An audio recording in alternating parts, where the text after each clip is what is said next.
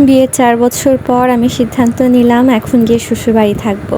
কারণ রিজিক বড় হয়েছে, রিজিকেরও বোঝা উচিত এটা ওর দাদু বাড়ি। তাই বাড়িতে গিয়ে শুরু করে দিলাম সব গোছগাছ।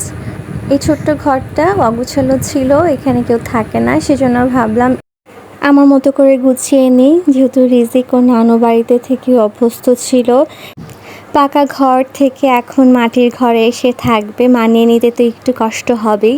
ওর যেন সেই মানিয়ে নিতে কষ্টটা না হয়, সেজন্য আমি টুকটাক কিছু গুছাচ্ছিলাম। আমার শ্বশুর বাড়ি আমার বাবার বাড়ি থেকে ২-৩ মিনিটের রাস্তা, তাই আম্মু কখনো শ্বশুর বাড়িতে থাকতে দেয়নি। যেহেতু আমি ছোট, তাই ভেবেছিল আম্মুর কাছে যেন আমি থাকি। তো যেহেতু রিজিক বড় হচ্ছে, তাই ভাবলাম এখানে কিছুদিন এসে থাকি।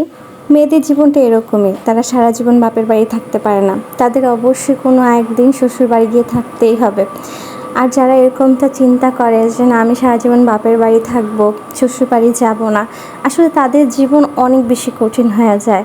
মেয়েদেরকে মেন্টালি অনেক স্ট্রং হতে হয়, পুরুষরা এটা বুঝবে না।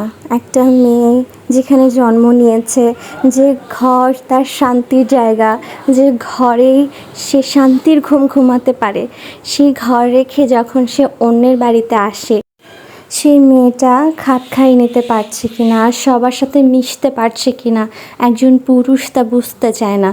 পুরুষ চায় জোরপূর্বকভাবে একটা মেয়ে যেন এই সংসারের সাথে মানিয়ে নেয়। হ্যাঁ, মানিয়ে নেয় ঠিকই, কিন্তু মেন্টালি যে সে কতটা ডিস্ট্রয় হয়ে যায় একটা পুরুষ সেটা বুঝতে চায় না। কথা বলতে বলতে আমি অনেকটা গুছিয়ে নিয়েছি। আমি ঘর গুছানোর সাথে সাথেই রিজিক খেলনা নিয়ে বসে পড়েছিল। ইভেন আমি যে বেডটা গুছিয়ে দিয়েছিলাম সেটা রিজিক একদম অগোছালো করে দিয়েছিল। এই যে আমার ছোট্ট থাকার জায়গা, ইনশাল্লাহ এই থাকার জায়গাটা একদিন অনেক বড় হবে। আর এই জায়গাটা আমার অনেক পছন্দ।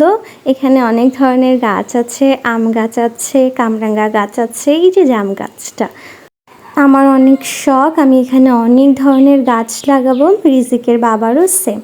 তো আমি যাচ্ছিলাম রাস্তায়, কারণ আমার একটা পার্সেল এসেছিলো, তাই সেটা রিসিভ করার জন্য।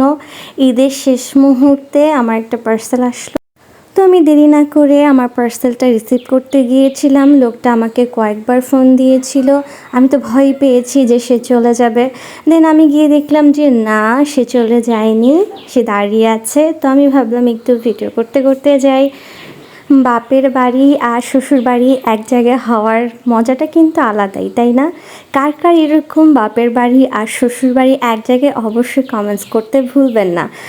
আর এই যে আমার পার্সেলটা, এখানে 2টা ড্রেস আছে আমার ঈদের জন্য। অ্যান্ড অবশ্যই পরে শেয়ার করব কি কিনলাম আর কি পার্সেল আসলো। সবাই অবশ্যই আমার জন্য দোয়া করবেন। আর অনেকেই দেখি আমার ভিডিও দেখেন কিন্তু লাইক শেয়ার কমেন্টস করেন না, প্লিজ অবশ্যই লাইক শেয়ার করতে ভুলবেন না।